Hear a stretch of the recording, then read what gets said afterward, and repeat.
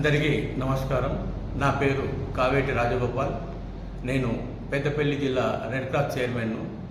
అయితే నిన్న ఒక కార్యక్రమానికి మా తల్లిగారి నెలమాసికం కోసం నేను కామారెడ్డికి వెళ్ళే క్రమంలో మన వేములవాడ రాంగా కలెక్టరేట్ దగ్గర ఉన్న చౌరస్తా ఏదైతుందో అది చాలా ప్రమాదకరంగా ఉండి నాకే అంటే ఒక చిన్న యాక్సిడెంట్ జరగడం జరిగింది. అదేంటంటే అక్కడ అసలు ఏమి గుర్తులు లేవు, నా యారో మార్కులు లేవు, అసలు దానికి సంబంధించింది అసలు రౌండ్ సర్కిల్ లేదు. అది ఎంతవరకు ఇది కరెక్ట్ ఆర్ఎండ్బి వాళ్ళు కావచ్చు, పోలీసు వాళ్ళు కావచ్చు, దీని మీద అసలు ఇంజనీర్ ఎవరు అసలు, ఎందుకంటే 4 రోడ్లు కలుస్తున్నాయి కానీ ఆడ సర్కిల్ లేదు. ఆడ ఏ రకంగా పోతారు ఎవరైనా కానీ. ఇంతకుముందు కూడా ప్రమాదాలు జరిగినట్టు నాకు తెలిసింది.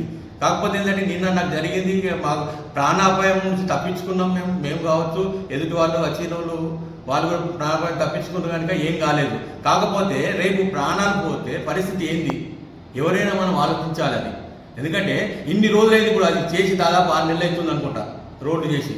ఇంతవరకు దాని మీద పట్టించుకునే చర్యలు చేస్తలేరు అధికారులు. ఆ అధికారులకు నేను ఒకటే విన్నవిస్తున్నా, ఏ ఇంజనీర్ అయినా కానీ ప్రజలకు హెల్ప్ఫుల్గా ఉండాలని చెప్పి మనం కోరుకోవాలి. కానీ వెంకట్రావుపల్లికి పోయే ఒక బైపాస్ను అది ఎట్లా పోతారు, అక్కడికి ఏ విధంగా పోతారు అనేది చూపియారా వాళ్ళు. మనం ఎట్లా సర్కిల్ పోయి అంటే 1/2 కిలోమీటర్ పోయి సర్కిల్ పోయి వెనక వస్తే మళ్ళీ అక్కడ కూడా మళ్ళీ యాక్సిడెంట్ అయ్యే ప్రమాదం ఉంది, ఇటు మలిపిన ప్రమాదం ఉంది. దానివల్ల చాలా నష్టం జరుగుతుంది కనుక ఆ సర్కిల్ను మీరు చేంజ్ చేసి మీరు ఎట్లా చేస్తారో తెలియదు కానీ ఆ దాన్ని మొత్తం మీరు చేంజ్ చేసి ప్రజల ప్రాణాలను మీరు కాపాడాలని చెప్పి నేను కోరుకుంటున్నాను. ఎందుకంటే నిన్ననే కంప్లైంట్ చేయొచ్చు, కానీ నాకు మా అమ్మది తీసుకున్నట్లు నేను ఇది చేసినాను.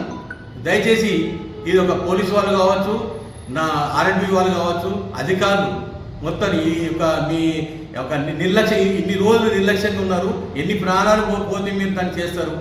ప్రాణాలు పోకుండా మీరు దయచేసి కాపాడాలని చెప్పేసి రెడ్ క్రాస్ తరఫు నుంచి నేను కోరుకుంటున్నాను. అండి, నా పేరు రాజగోపాల్. నేను ఒక ప్రభుత్వ ఉద్యోగిని.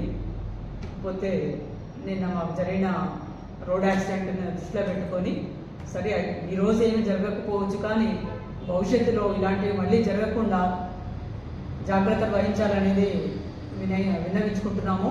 కలెక్టర్ గారు కావచ్చు, పోలీస్ డిపార్ట్మెంట్ కావచ్చు, తర్వాత రోడ్కి సంబంధించిన అధికారులు కావచ్చు, ఎవరైనా కావచ్చు. కాకపోతే అక్కడ నిర్మించినటువంటి ఆ సర్కిల్కి సంబంధించిన సూచికలు ఏవీ లేవు. ఎవరు ఎటుదికి వెళ్ళాలి అనేది ఆ సర్కిల్లో సరైన ఇండికేటర్స్ లేవు.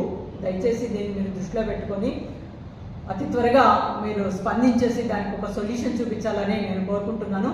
ఇంకొకటి నా విన్నపం ఏమిటంటే, ఏది జరిగినా 4 వీలర్స్ వాళ్ళదే తప్పు అనేది తప్పు సార్. ఒకవేళ నిన్న జరిగిన సంఘటనలో మేము కనుక తగిన జాగ్రత్త తీసుకోకపోతే 4 ప్రాణాలు పోయి ఉండేవి.